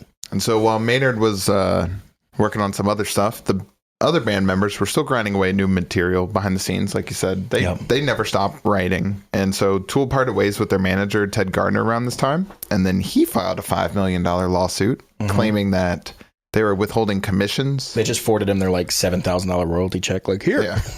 And so somehow it seems like this one is still unsettled even to this day. Uh-oh. I could not find any court resolution for this one unless they settled out of court, and I didn't read that, but it seems like this one has not been figured out. And so far, Tool has experienced, a normal amount of lawsuits for the music industry? It seems so. So anyways, in January of 2001, Tool surprised people by announcing that a new album was on the way, and Tool's 3rd studio album, Lateralis. Nice. Is that how you say was released. Lateralis. Lateralis. I would just say lateralis. Lateralis. That's how I've always said it in my head. I don't think I've ever said it out loud. I've always heard people say lateralis. That sounds way cooler. Someone let us know. Am I wrong? Stand by. Anyways, it was released May 15th, 2001, and it entered the Billboard 200 at number 1. Oh, We're gonna hear somebody. This is Carrie. Stand by. How do you pronounce it? All right, Danny Carey said lateralis. Lateralis. That's pretty cool. So anyways, it entered the charts at number 1. And the first single from the album was Schism. That's still probably one of their bigger songs, huh? Yes. That's the one with the super famous bass intro. Yep. Justin Chandler. Yeah. So that song actually hit the So Billboard Hot good. 100. That's Hit amazing. number 67. So finally a charting song from Tool. I knew they could do it. Yep. I believed in them the whole time. I believed in them the whole time. I was born when they came out. Exactly. Believed in them the whole time. So this was probably the first Tool song I ever heard. Yeah, maybe? probably. Yeah. There's a list of a couple that all blend into that same time zone. This is one of the main ones for sure. And I put phenomenal song, bass line absolutely slaps. Yeah. Like holy shit. And the There's not a ton of really famous bass lines, particularly in this genre. This is probably one of them for sure. Oh yeah. This is you have like For Whom the Bell Tolls, you know. Yeah. That kind of thing. And there's a few others, I'm sure, but this is one of them, I would say. This is a standout. And so the second single released was Parabola, which is also with there on Schism for songs I've heard by Tool early on. And the song did not chart, but fun fact, it was on Guitar Hero World Tour. Yep. Which is a little bit of nostalgia for me. Yep. Which is probably where I heard this song. Same. I believe for the first time. And the third and final single from the album was the namesake track, Lateralis. Yep. And so this song was originally, so this is my cousin Nick. This is his favorite song. Nice. I believe his favorite album. He's been to, I think they've only played the song in concert once or twice. Oh, that's weird. See him. But anyways, the song was originally named 987 because the song is structured to alternate between 98, 88, and 78. And it keeps alternating through the 3 time signatures. Which you would never call it 8/8, by the way. It would be 4/4. Yeah. My bad. That's just the way it was written out. Yeah, I'm sure that's how they would do it, but they do so many things over 8.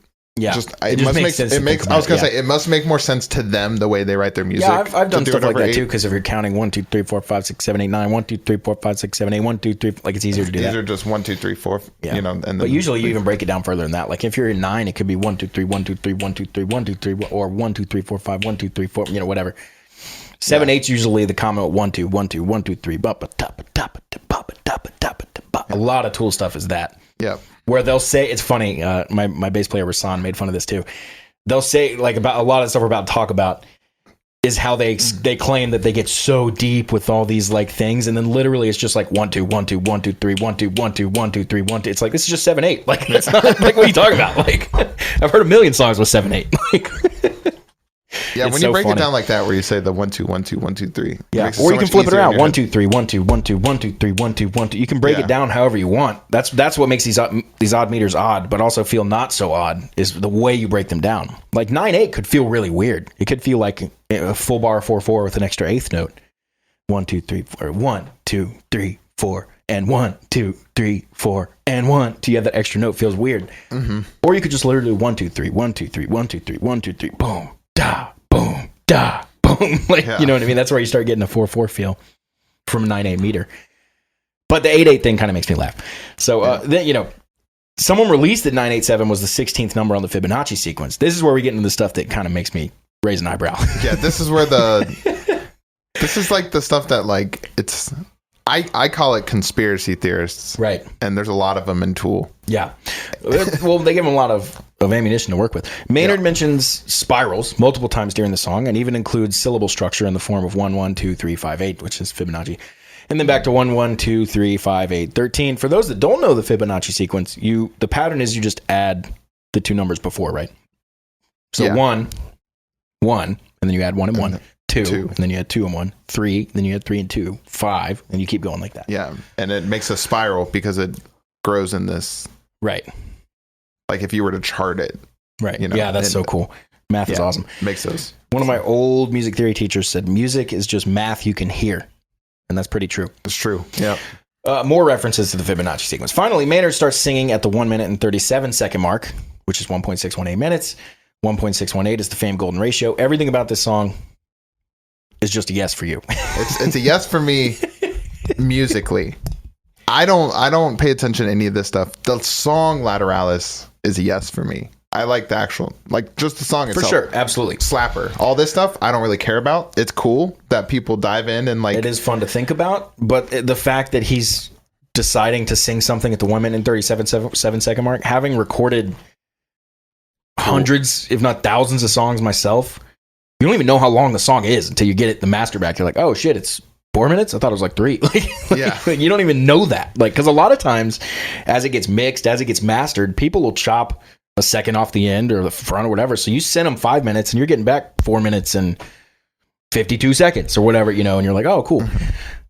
I think unless he was really specific, this is all nonsense to me. See, I think the Fibonacci thing was maybe not, but the golden ratio thing, see, that's where I'm at. Is I think the Fibonacci sequence was probably on purpose. That sounds those guys completely reasonable. Those guys love philosophy and that kind of thing, and so that's right down their alley. Yeah, is incorporating that. The golden ratio thing, I think, was just coincidence. Saying anything in any time code on purpose is like, that takes a pretty special. I was thinking today, people, you know, are like, could it really be coincidence? And okay, so listen, yes, with all the amount of the odds of anything happening in this world, the amount of variables and everything, yes, coincidences are going to happen just as much as anomalies. Yeah, that's just the world we live in, man. Well, there's that funny saying, you know, that's the funny thing about coincidences, sometimes they just happen. That's literally the definition. Yep. And so I think I've had a lot of coincidences happen where I was like, oh, that's cool. I've written full songs where I've listened back to the song after I've done working on it for like 3 weeks. And I'm like, oh, that's what it's about. Okay. Like, that's cool. That makes a lot of sense. Sweet. I had no idea. I didn't plan it. Like, it just worked out. I can just imagine it's happened you listening numerous times. Like a week later, a song you just wrote, you're like, oh, who the fuck is that? They're good. This guy's crushing, dude. Incredible. This is my new favorite. Oh, it's me. Who are these vocals? Oh, it's me. It's me. No wonder I love it. Yeah. So anyway, overall, the album was less disturbing than their previous work. I would agree. Yeah. But still rocked just as hard, going double platinum. Tool received a second Grammy Award. This is pretty rare for a metal band, rock band. For Best Metal Performance of 2001 with Schism. Well deserved. During their acceptance speech, Danny thanked his parents and Satan, of course. And Justin thanked his dad for doing his mom. Okay. All right. I had to mention that because that's just like the personality of this fucking band, dude. Being on stage in front of all the celebrity or other bands. Sure. That's pretty funny. This is the kind of stuff they're talking about. Yeah. And Danny's probably just towering over everybody. Dude, just like freaking. He looks like that Gorillaz thing where the guy in the back's like 8 times bigger than the rest. Yep. Lateralis put Tool in the spotlight in a way due to its success. And to think the band was already grumpy with how much attention they had, now they've got tenfold. Right. Now it's just nonstop. These guys are anomalies though, huh? Yeah. Like, God damn it, we're big and famous and rich. This fucking sucks. This sucks. My third yacht broke. This sucks. Can't believe how much tax I paid on my 4 yachts this year. Just sitting around like, how many people can you have that conversation with in the world? Oh, we make so many jokes like that. I had these custom shorts I had made, like gym shorts with my old band's logo on them, and I bought them to test out to make sure our merch was quality and stuff like that. And when we were touring, we were in Spain, and we stayed in this really nice resort with a spa in the basement. And we went down and did the whole spa thing. My shorts doubled as a bathing suit, so I was able to do all that. Then I hung them up in the shower to dry and forgot them, left them there. So I was just telling my drummer this story, and he was like, oh yeah, God, must really suck to leave your custom printed shorts in the resort spa in Spain when you're on tour. Like, it must suck. It's like, that's a good point. Yeah. I'll get off my high horse. Count the blessings we do have. Yeah, I'll back off. Sorry. I saw another video I'll have to play for you after this that's along those lines. So anyways, the tour that followed Lateralis included a 10-show mini tour with King Crimson. Nice. And a lot of people thought that was cool because it was like the old kings of progressive metal and like the new kings of progressive metal. Yeah, in one show. And so Tool continued to play events such as Ozfest and just generally tour. They're kind of so sporadic with it. Yeah. You know, like when we did Taylor Swift, so much structure. Like album tour, album tour, album tour. Mm-hmm. Tool's not like that. They're like album and like this show, that festival, 4-month tour here, break, 5-month tour now. Like they're just so random with it. Yeah. And anyways, Maynard continued to spend a lot of time working on the Tapeworm project, which never releases, by the way. Wow. Still Ever. not today? Nope. And he does release a new album with a perfect circle. It's so hard training myself to say a perfect circle. I always want to cut out the A. Just say perfect circle. Yeah. So he spent a lot of time during the 2002 to 2005 range writing a new album, touring with Perfect Circle, doing a lot of stuff with them. Yeah. And the rest of the Tool guys just do what they do, doing interviews, slowly working on new material. Hanging out in the toolbox. So I love that. That's what they call their studio. Hanging out in the toolbox. But I like that. Something to think about, though, with the amount of time in between their albums. You got to remember, and they don't exactly say this, and like we talked about, a lot of the time is just the band writing music, sending to Maynard, and Maynard sending it back, that back and forth. But also, I mean, they develop these music videos that are, I don't know about you, but you can't exactly do a claymation or stop motion film overnight. That's not exactly. Well, there's that funny scene in Parks where Ben does a claymation thing. He spends like 12 hours on it or something, and it's like 3 seconds of video. That's it? Dude, that seems so good. He didn't even know. Wake up in the morning and it's like an REM song or something. So funny. In 2005, though, Maynard filled in for Lane Staley, one of my favorite singers, who passed away in 2002, and played a fundraiser with the rest of Alice in Chains. The band hadn't played together in about 6 years, and most people agreed that should the band ever reform, Maynard would be a good fit. Yep. You went to YouTube? Yep, I went and watched. YouTube only has 2 of the songs from that show. It was "Man in the Box" and "Them Bones." I would like to hear that after this for sure. It was.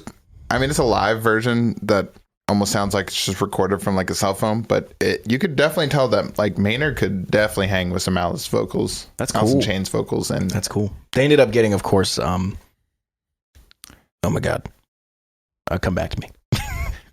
Can I say William something real Duvall? Quick? Oh yeah. Also, I didn't know when I was looking up that research, Lane Staley, I believe, did some vocals on a Tool song and back in a live performance like in 93 or something like that. Oh, that's cool. I think there was a little Tool with Alice in Chains and Tool, and like Lane sang a song of Tools with them, and Maynard sang one with Alice in Chains. None of it's recorded. It just happened like during. This guy's not very consistent. Hates the Seattle scene. But hangs out with one of the Seattle bands pretty religiously. Right. Yeah. No consistency here, guy. Yeah, no. But anyways, yeah, so that was I choose to believe he's just messing around. Yeah. And it's just all a joke. Probably. But as we transition from 2005 to 6, the fans were eagerly awaiting a new Tool album. Me too. And in order to fool the internet pirates, Tool, of course, like they got really into leaking fake like album names. Mm-hmm. They did that for a little while. And so the first one they leaked was Tella Incision. And so, of course, no one took it seriously. It was like it leaked. They saw it. They're like, all right, we'll just wait for the second one they send and then not take that one seriously. Mm-hmm. So then a little later, Tool leaked another album name called 10,000 Days in March of 2006. And that would actually end up being the release title. So nobody took it seriously. You know, they thought it was just another like false leak, fake news. That's so funny. And on May 2nd, 2006, so just a couple months later, 10,000 Days actually would release in the US. And the album entered the charts at number 1. What's that, 3 in a row? My favorite album by far. My favorite album as well. And it would every track slays. Dude, it's so good. Even the ambient ones. And it would end up being certified double platinum. And it has a lot heavier sound than Lateralis. And the band members even felt like they gelled better during this album. Said that people were getting along better. There wasn't as much turmoil in the band. Makes for good music. Does make for good music. And so the first single released from the album was Vicarious, which probably might be Tool's most famous song ever. You think so? I don't think so. I feel like Vicarious is up there. It's the one I've heard the most, but it's the one I've heard the most. I don't think it's their biggest. Famous. You got Schism, Parabola, Sober. Sober actually was listed as number 1 on Apple Music for them. It? Really? Yeah.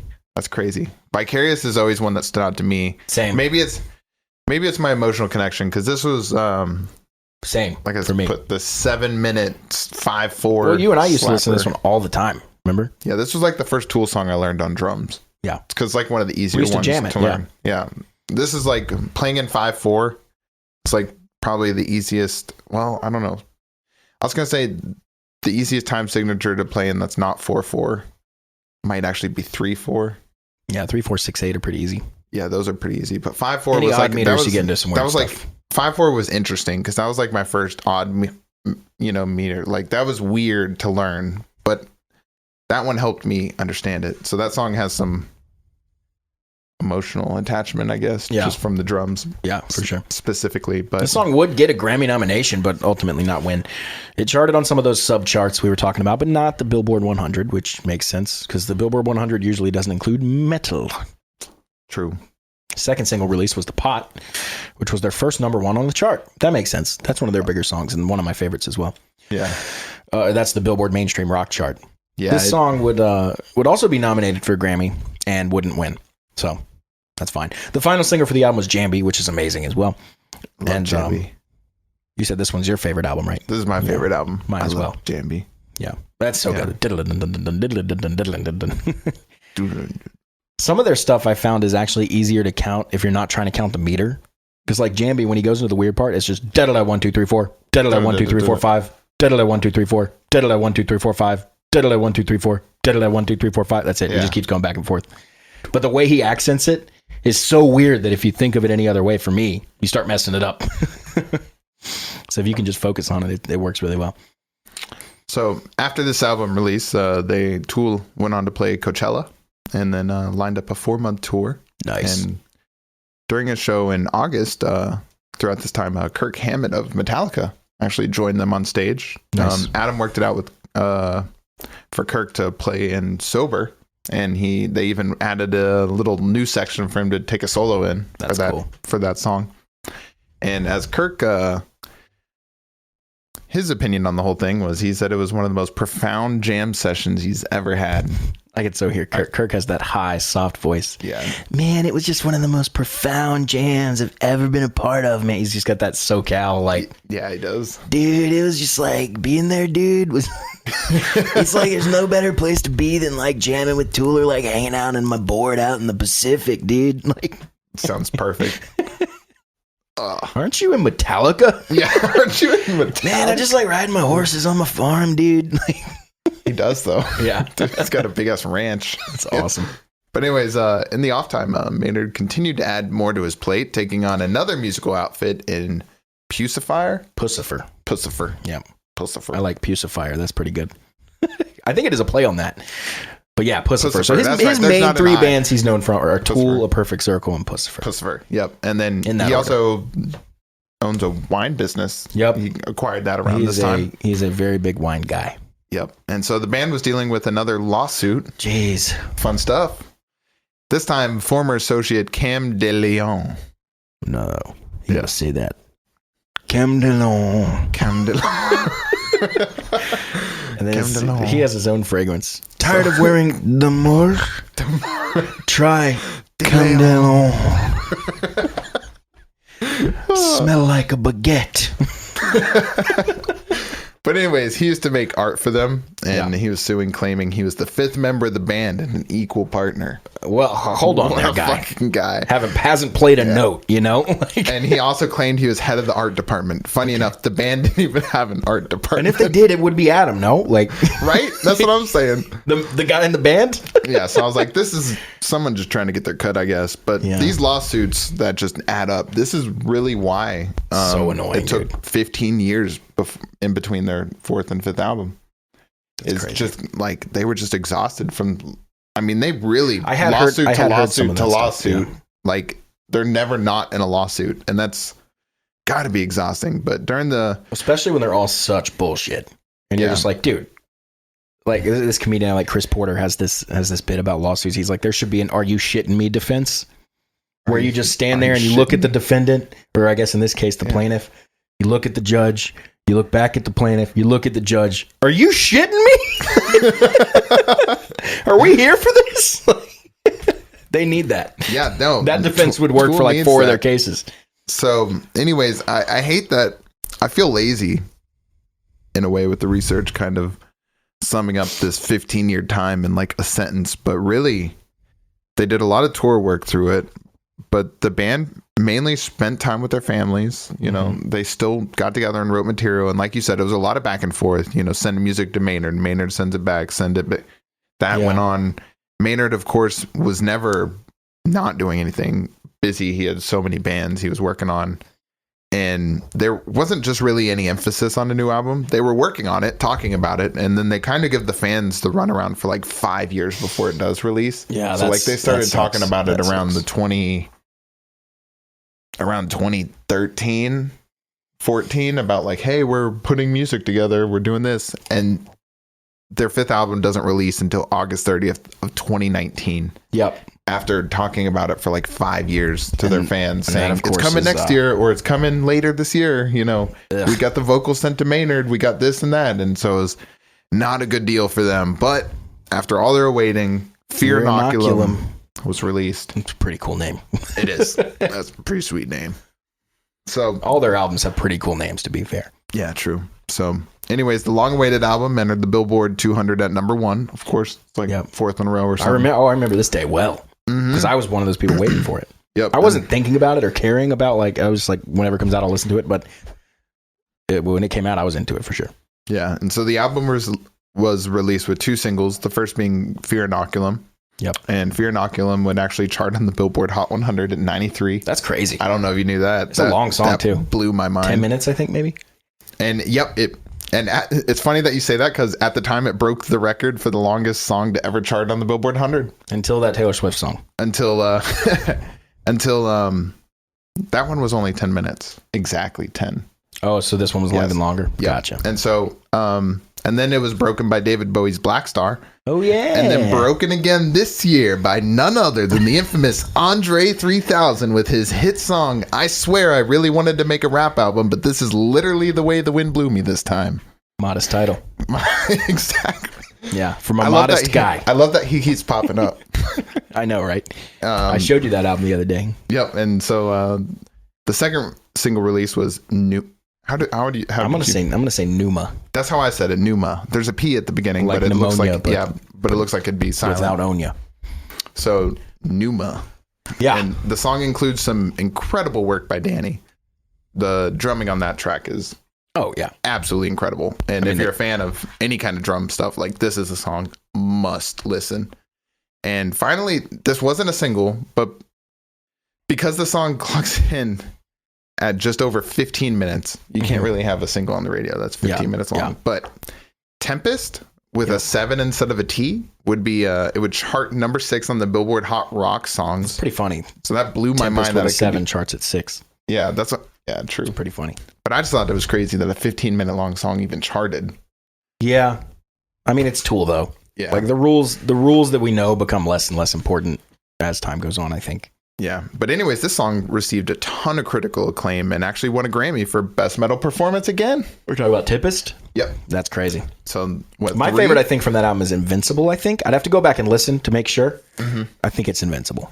So, yeah, they got 3 Grammys, I believe, we talked about. That's pretty damn good. As for Tool in recent years, though, they continue to tour and write new music. So a recent interview with Danny and Justin revealed they could end up in the studio as early as 2024. That's this year. It's crazy that their new album is now 5 years old. Right? That doesn't feel real. I feel like it just came out. I felt like it just came out. Yeah. And we're already 5 years down the road, like, talking about the 6th. I know. And they joked that it wouldn't take them nearly as long to release, whatever's coming next. But we're going to sue them. So we're going to shut that down. Get that shit out of here. It's going to take another 28 years. We here at Melomaniax know the entire Tool fan base is patiently awaiting their beloved 6th album. And we're part of that as well. So let's get into our ratings as we close here. All Ashton, you first. Remember, a quick recap for the new listeners. We rate every artist we talk about here. It's just giving us our thoughts. Feel free to send us an email or something, info@melomaniax.com, or comment on any of our socials with your ratings. We decided the best way to do it was to break it down into 5 factors. We rate each of those out of 5. Those factors are creativity, replayability, cultural impact, emotional connection, and nostalgia factor. So most of those are quite personal, except cultural impact, I think, might actually be somewhat objective. A little objective, yeah. So, and then what we do is we total up each of those out of 5 and divide them by 5 to get an average total. So, Ashton, go for me here. Creativity tool. Creativity. I have a 4 out of 5 here. Really, what stands out, Tool is so unique when compared to any of their peers as far as time signatures, music videos, the whole package. Everything they do is extremely creative. There's nobody like them. They are almost their own genre of metal. There should just be a genre. You should be going through the genres and it should just say Tool. And it's just Tool. Tool metal. Exact. Tool metal. Metal Tool. Yeah. So yeah, I've got a 4 out of 5 in the creativity. Replayability. Wait. We decided we were going to do each though. My creativity, that's how we're going to do it, right? Yeah. My creativity, I did 5 out of 5 for all the same reasons. I just think, like you said, if you're a band that's kind of in the league of your own, where you define something new like that, you're at least a 4 out of 5. And then the reason I bumped it up to a 5 is because of all those art projects on top of that, all the videos, all the stop motion, all the crazy visuals, everything, and the fact that they were kind of in charge of all of it. That put them at a 5 out of 5 for me. Yeah. Replayability. Real quick, I didn't even bring up Maynard's obsession with eyeballs. Oh, yeah, true. I forgot about that creative part. So as the videos, their music videos are pretty disturbing, but around the 10,000 Days, I think, unless it was Lateralis, but they start... Is it 10,000 Days that's covered in eyeballs? Before that, I think. Is it before that? Oh, no, 10,000 Days is the album art. Yeah, that was the one with the flip-up goggles and stuff. Yeah, covered in eyes. Maynard is super obsessed with eyeballs, and there's a lot of... they get a lot of optical illusion music videos with eyeballs and designs and stuff. They're really interesting to look at. But anyways, replayability. 4 out of 5 for me. Yeah, 4 out of 5 for me as well. Interesting enough that you really do need to give multiple listens. And it's complex enough that every time you do listen, it never gets boring. Yeah, and I find myself coming back to it a lot. Yeah, as well. It's inspirational. Cultural impact. I have them at a 2 out of 5 just because it's not to say they didn't influence culture, but as far as like someone like Taylor Swift landed on our scale at actually a 6 out of 5, where she defines economies when she comes to town. She's won a million Grammys. She's won every award. She's like, that's the peak of cultural impact. And Tool doesn't have that, in my opinion. They have a very niche cult following, like we said numerous times, and that's such a rabid following. Yeah, and it's of course not taking anything away from the band, but they didn't impact the world in the same way that some other artists have, I think. Yeah, I have them at a 3 out of 5, but I'm right there with you. That 2 to 3 kind of, they didn't. In fact, I think the world had more effects on them. They're like, ugh, this sucks. Yeah, true. Yeah. That brings us to emotional connection. I have them at a 4 out of 5. I don't know that I necessarily overly connect with the lyrics and stuff, but just the band as a whole has been in my list of favorite bands at one time and is always kind of in at least the top 10, top 15 bands for me at any given moment. Mm-hmm. So, someone I can always come back to with that replayability coming in at 4 out of 5. Emotional connection comes in at 4 out of 5. Nice. So my emotional connection's at a 2 out of 5. I don't have as much really in common, like you said. I don't have anything in common lyrically, but as far as the band itself, I guess the only emotional connection would just be some of the drum nostalgia. Danny Carey being one of my favorite drummers. But that's really the only connection that really drags me in with Tool. And I can see this emotional connection growing over time as I become a bigger Tool fan and have friends and family that I know that are really big Tool fans. And so as that connection grows, that that emotional connection for me could get higher. But for now, it's just a 2. Yeah, that brings us to you said it already, our nostalgia factor. Which I'm at a 3 out of 5, got some Guitar Hero nostalgia, hearing these songs back in the day, getting into rock, heavier rock, so I've definitely, Tool shows up on my nostalgia list. What about for you? Yeah, same reasons for me, kind of almost exactly actually, and then that puts me at a 4 out of 5, which brings your total to a 3.2 out of 5. Yep. Nice, right down the middle. Mm-hmm. And my total slightly higher with a 3.8 out of 5. Your highest rating yet? Highest rating yet. I think you're right. Yeah. That's pretty cool. We're starting to find the bands you like. We're getting there. I like pretty much everything, though. But anyways, that's been our episode of Melomaniax. And don't forget to subscribe and like on YouTube, follow on Instagram and TikTok. And most importantly, hit us with those 5-star reviews. more specifically on Apple Podcasts. But if you're a Spotify listener or some other random platform, Stitcher, Google, please give us that 5-star review. Even there, we appreciate all of them. It's just that due to the way the industry is set up, Apple Podcast reviews give you the fastest growth path, but we appreciate any platform nonetheless. 100%. And if you feel the need to join us behind the scenes a little bit, we have a Patreon up. You can find that on our website, just melomaniax.com. You can email us, contact forms, socials. We're everywhere. Just let us know what you want to see on the show, and we will continue the conversation over on our private Discord. Yep. So I'll see you there. I've been Ashton. And I've been, and will continue to be. I've been. No name. Dallas. We'll see you guys next time. Melomaniax out. Peace.